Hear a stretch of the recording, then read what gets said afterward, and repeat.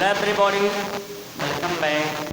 आज हम लोग द पार्ट्स ऑफ स्पीच में द आर्टिकल्स का स्टडी करेंगे। द आर्टिकल्स का स्टडी करेंगे। द आर्टिकल्स में मैंने बताया था कि ए एन और द होता है।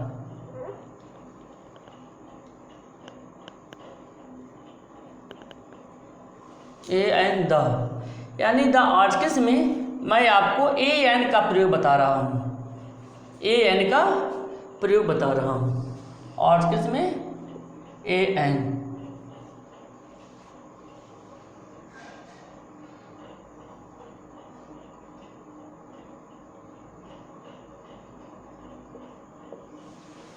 क्या रूल है?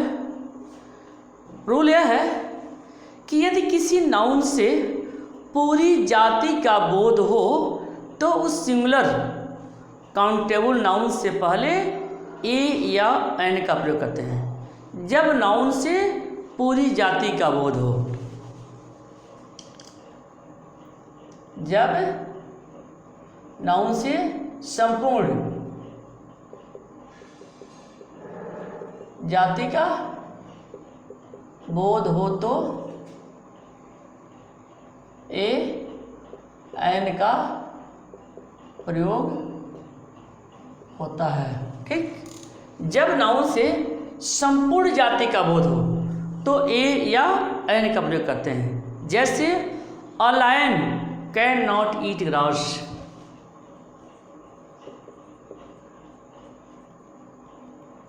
A lion cannot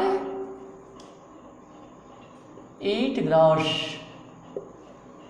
चलिए एक और एग्जाम्पल देखते हैं। A cow is an animal।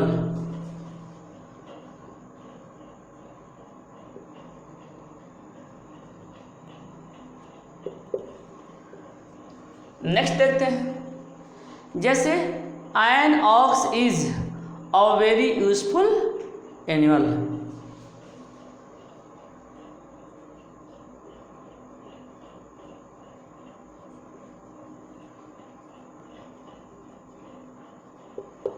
ठीक है, तो चलिए एक और देख लेते हैं। A child needs love.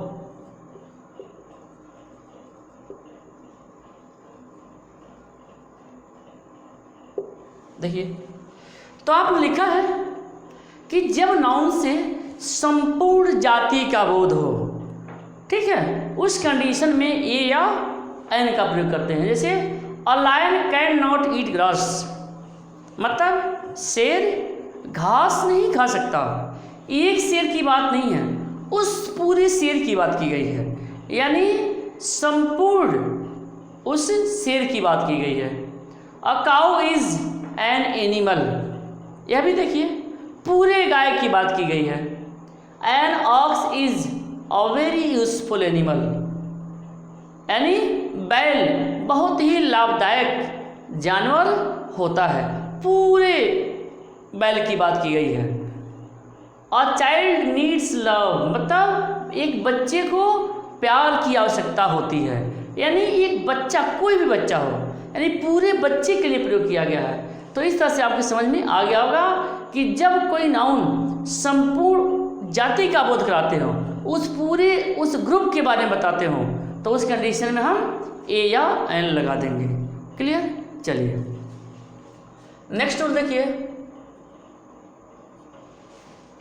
Next rule यह है कि जब किसी सिंगुलर काउंटेबल नाउन की चर्चा हम प्रथम बार करते हैं तो नाउन के पहले ए या एन का प्रयोग करते हैं। फिर सुनिए, जब किसी सिंगुलर काउंटेबल नाउन की chर्चा पहली बार करते हैं तो नाउन के पहले ए या एन लगाते हैं। जब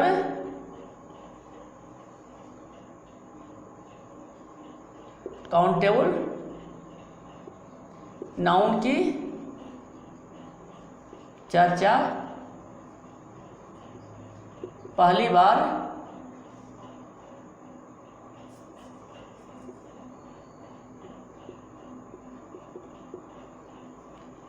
तो जब काउंटेबल नाउन की चर्चा पहली बार करते हैं तो A N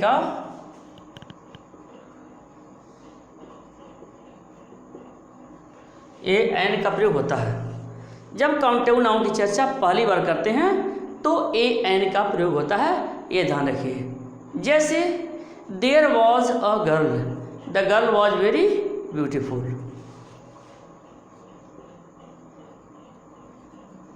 there was a girl, the girl was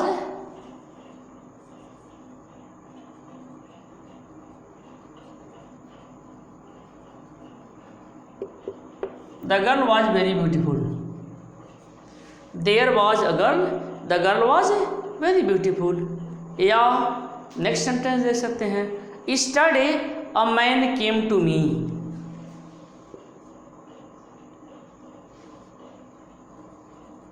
yesterday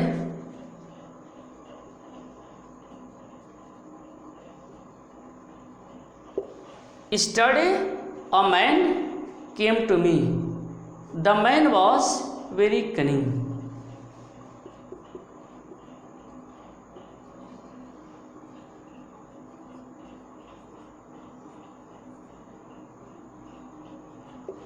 चलिए, तो इस तरह से आपको समझ में आ गया, जब काउंटेबल नाउन की चर्चा पहली बार करते हैं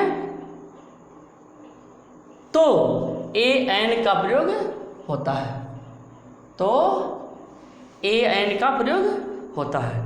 यह समझ में आपके आ गया होगा। चलिए मैं नेक्स्ट टूल बताता हूँ। नेक्स्ट टूल यह है कि पेशा के नाम से पहले, पेशा के नाम से पहले ए एन का प्रयोग होता है। मतलब कोई पेशा बताया जा रहा हो, किसी व्यक्ति का कोई कार्य बताया जा रहा हो, पेशा बताया जा रहा हो, पद बताया जा रहा हो, उस कंडीशन में हम ए या एन का प्रयोग करते हैं। पेशा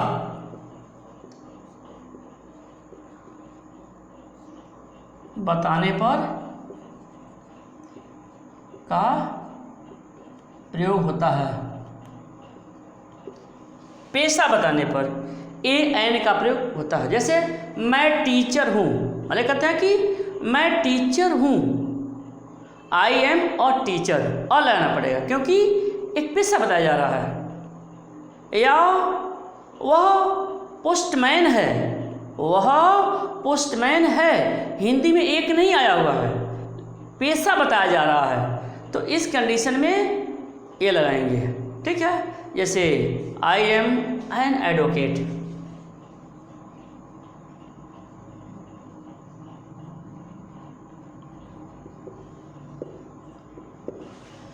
I am an advocate, he was a postman।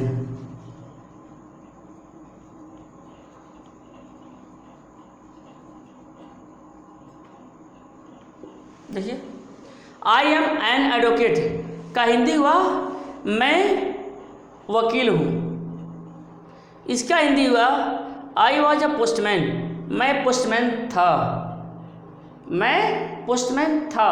एक का सेंस ऑलरेडी आ जाएगा। तो इस तरह से जो है पेशा बताने पर हम ए या एन का प्रयोग करते हैं। चलिए आपको मैं नेक्स्ट बताता हूँ।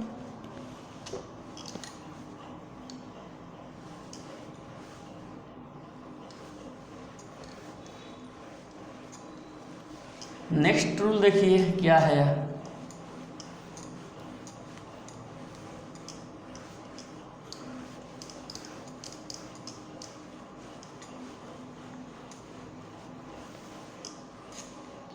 चलिए नेक्स्ट रूल क्या है। नेक्स्ट रूल यह है कि जब वर्ब का प्रयोग नाउन की भांति हो तो इसके पहले ए या एन का प्रयोग करते हैं। नेक्स्ट रूल,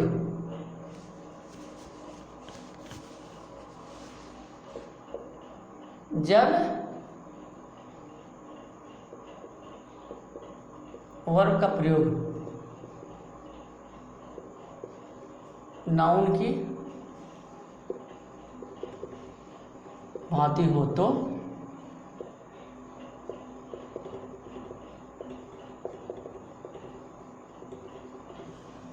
जब वर्ब का प्रयोग नाउन की भांति हो तो ए एन का प्रयोग होता है। ठीक है, जैसे एग्जाम्पल के माध्यम से मैं आपको बताता हूँ। जैसे my brother has gone for a visit,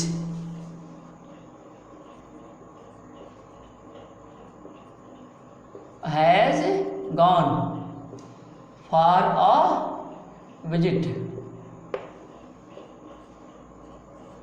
my brother has gone for a visit. या नेक्स्ट एग्जाम्पल देखिए, I want to have a rest now, want to have a rest now। चलिए, तो देख लिया आपने कि जब वर्ब का प्रयोग नाउन की भांति हो तो ए का प्रयोग करते। देखिए ये वर्ब है विजिट, लेकिन यह नाउन की भांति प्रयोग किया गया तो ए लग गया है। रेस्ट भी वर्ब है आपका, इसके पहले भी ए लग गया है। चलिए नेक्स्ट मैं रूल बताता हूँ आपको। नेक्स्ट रूल यह है कि ऐसे व्यक्ति के नाम के पहले जिनके बारे में उसके नाम के अलावा और कोई जानकारी न हो, ऐसे व्यक्ति के नाम के पहले ए लगाते हैं। ऐसे व्यक्ति के नाम के पहले ए एन का प्रयोग करते हैं जिसके नाम के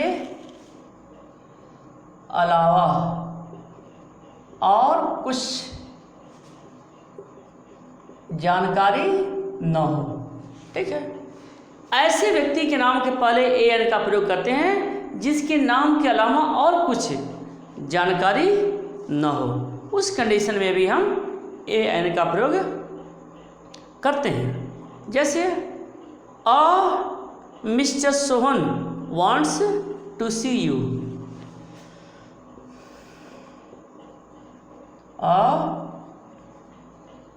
mister Sohan wants to see you। देखिए mister Sohan wants to see you, यानी सोहन नाम का कोई व्यक्ति आपसे मिलना चाहता है। यानी जो वक्ता है वह सिर्फ उसका नाम जानता है और कुछ नहीं जानता।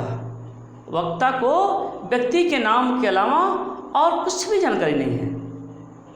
चलिए एक और एग्जाम्पल देता हूँ। मिस्टर सुनील गेव मी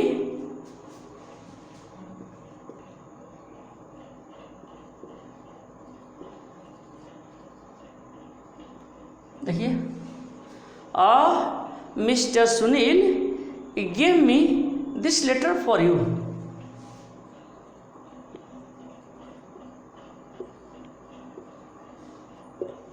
बस ये बन गया आपका mister Sunil give me this letter for you.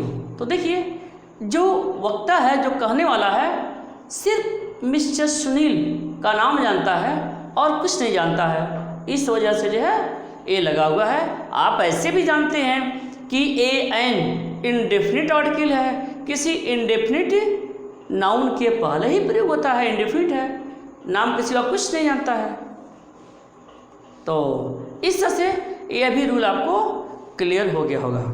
चलिए नेक्स्ट रूल बताता हूँ। जब प्रॉपर नाउन के ठीक पहले ए एन का प्रयोग होता है तब उस नाउन से किसी व्यक्ति स्थान का बोध न होकर उस व्यक्ति में निहित गुणों या दोषों का बोध होता है। देखिए जब किसी कह रहा है कि जब किसी व्यक्ति के पहले या जब प्रॉपर नाउन के ठीक पहले, जब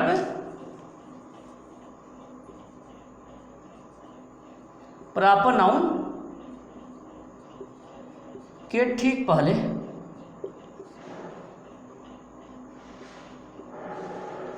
जब प्रॉपर नाउन के ठीक पहले ए एन का प्रयोग होता है।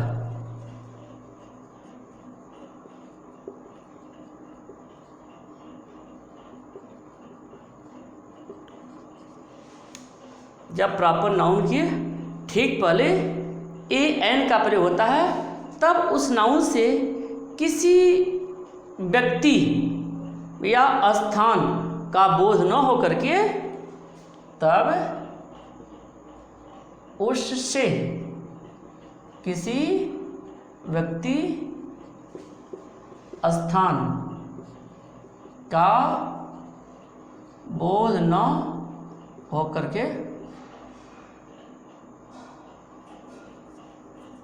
बोध न होकर किसी व्यक्ति स्थान का बोध न होकर उस स्थान व्यक्ति में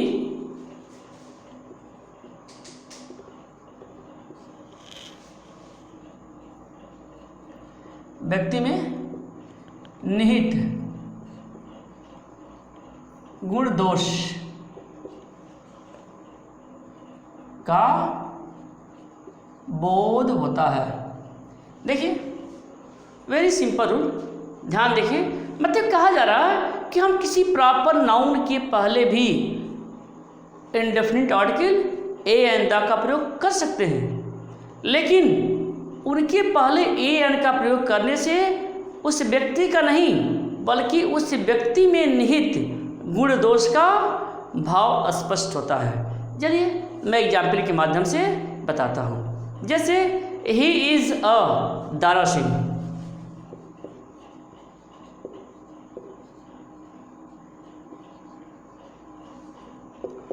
ही is a Dara Singh. Next, she is a real लता।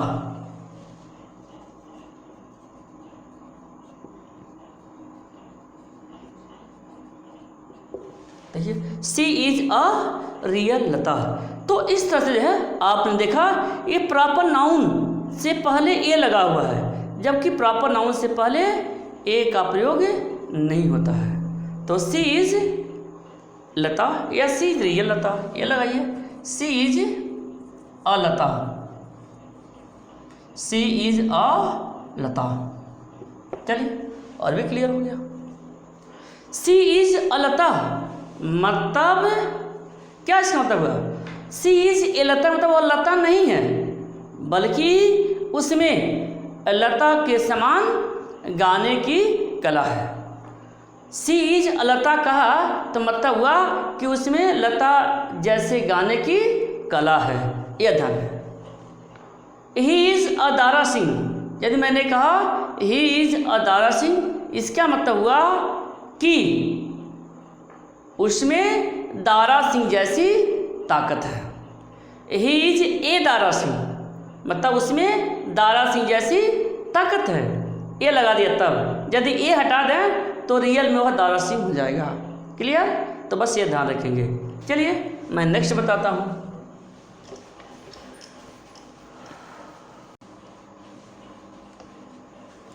चलिए नेक्स्ट रूल मैं बताता हूँ। नेक्स्ट रूल यह है कि ए एंड का प्रयोग कुछ खास फ्रेजेज में भी होता है। उन फ्रेजेज में जो इंडेफिनिट आर्टिकल है वह फिक्स होता है, जैसे एज अ रूल,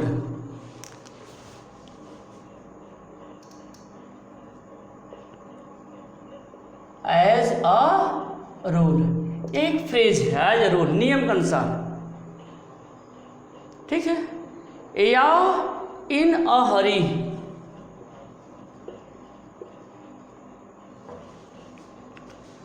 इन अ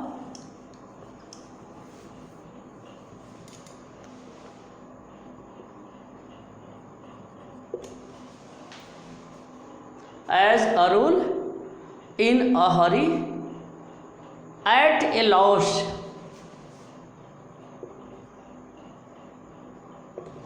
ये सब फ्रेज हैं। इन फ्रेजेज में ए का प्रयोग ऑलरेडी होता ही होता है। To give a warning,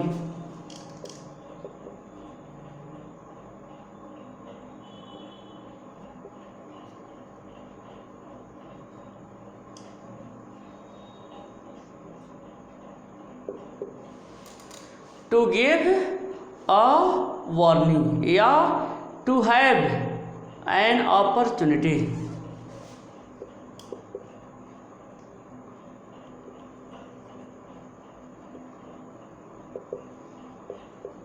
to have an opportunity या to make a noise.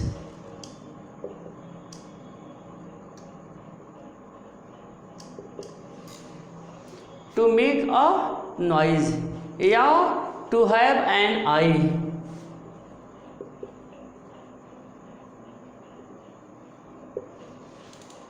To have an eye या टू मेक अ फस।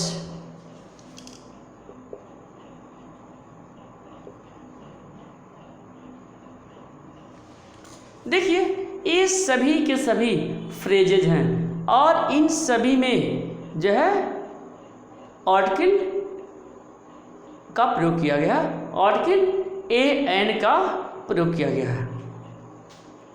चलिए अब मैं आपको नेक्स्ट रूल बताता हूँ। नेक्स्ट रूल क्या है, जैसे कुछ वर्ड्स हैं जैसे bread, coffee, milk, advice, dust, like this, ये सभी के सभी अनकाउंटेबल नाउन हैं और इनके पहले हम किसी इंडेफिनिट आर्टिकल का प्रयोग नहीं करते, लेकिन इनकी संख्या को बताने के लिए, इनकी संख्या को दर्शाने के लिए इनके पहले some, any, a little, a lot of या अ पीस ऑफ आदि का प्रयोग करते हैं। क्लियर? तो चलिए अब मैं जो है इसको बताता हूँ।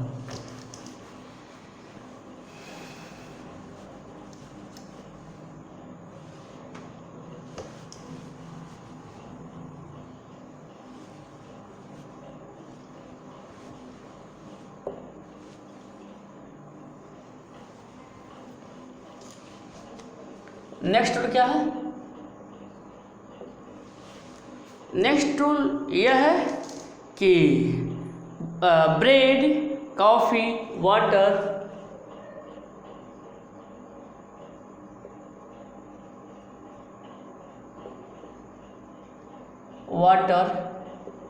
Rice, bread, coffee, water, rice, news, furniture,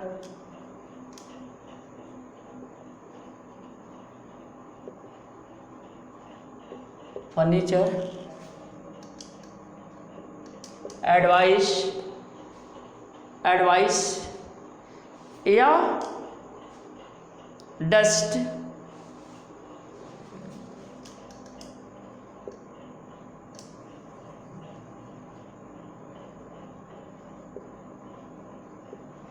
etc. Dust etc. Uncountable noun से पहले हम ए एन का प्रयोग नहीं करते हैं, बल्कि इनकी संख्या बताने के लिए, इनकी मात्रा जानने के लिए हम क्या करते हैं? हम सम, एनी, लिटिल आदि का प्रयोग करते हैं। के पूर्व का प्रयोग नहीं करते हैं, बल्कि इनकी संख्या, मात्रा जानने के लिए, देखिए इनकी संख्या या मात्रा जानने के लिए इनके पहले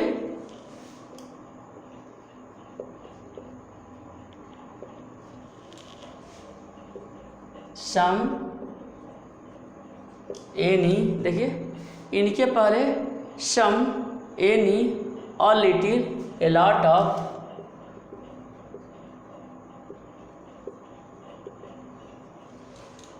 अ little, a lot of, a piece of,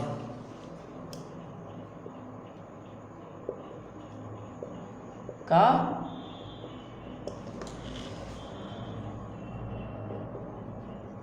प्रयोग करते हैं। ठीक है, तो समझ में आ गया होगा कि bread, coffee, water, rice, news, furniture, advice, dust ETC के पूर्व AN का प्रयोग नहीं करते हैं, बल्कि इनकी संख्या मात्रा जानने के लिए इनके पहले some, any, a little, a lot of, a piece of का प्रयोग करते हैं। क्लियर? चलिए अब मैं आपको एग्जाम्पल के माध्यम से इसे बताता हूँ, बहुत ही इम्पोर्टेंट इसे जानना। जैसे मान लीजिए एडवाइस है, एडवाइस के लिए क्या लिखेंगे? अ पीस ऑफ एडवाइस या a word of advice.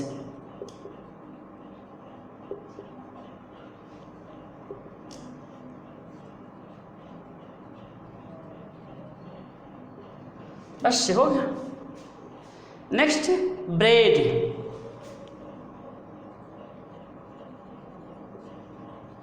A piece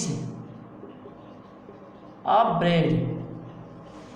देखिए अ पीस ऑफ ब्रेड या a loaf of bread.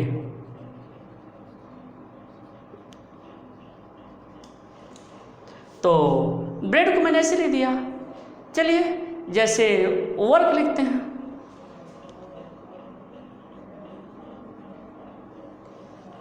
Work,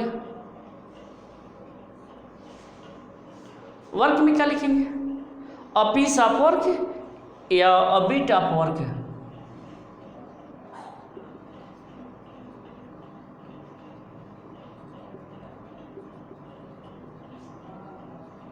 बस हो गया। A piece of work, a bit of work. Furniture,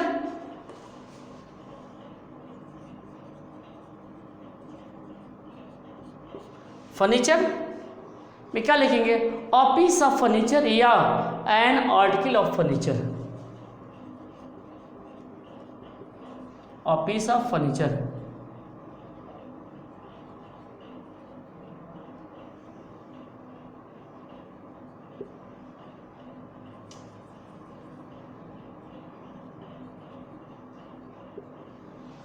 a piece of furniture, a piece of furniture या an article of furniture.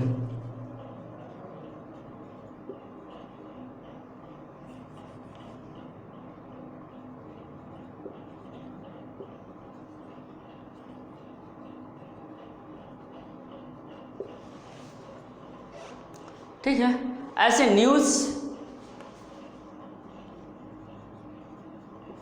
News में a piece of news या an item of news.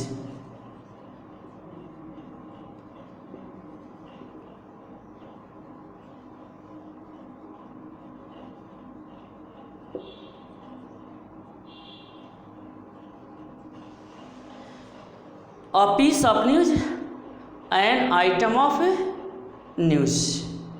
या rice देखते हैं, rice, rice में देखिए rice को कैसे लिखेंगे? A bit of rice, a grain of rice.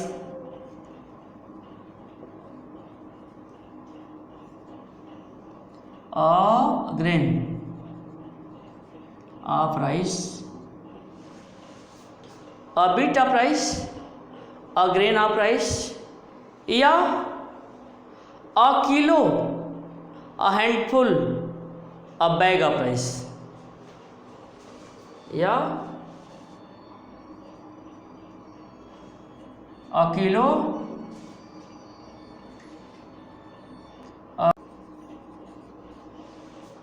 A kilo, a handful या अ बैग ऑफ राइस।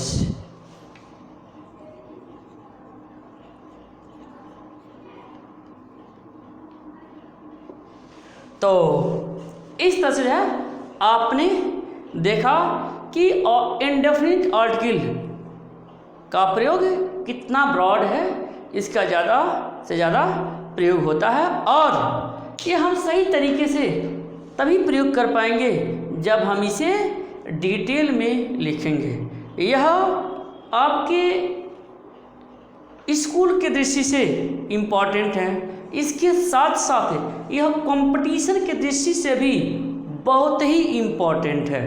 तो इसे आप ध्यान से पढ़ेंगे, देखेंगे और इस वीडियो को अर्थात जो आप द पार्ट्स ऑफ स्पीच पढ़ रहे हैं, इस वीडियो को जो है आप प्लेलिस्ट में भी देख सकते हैं। ओके।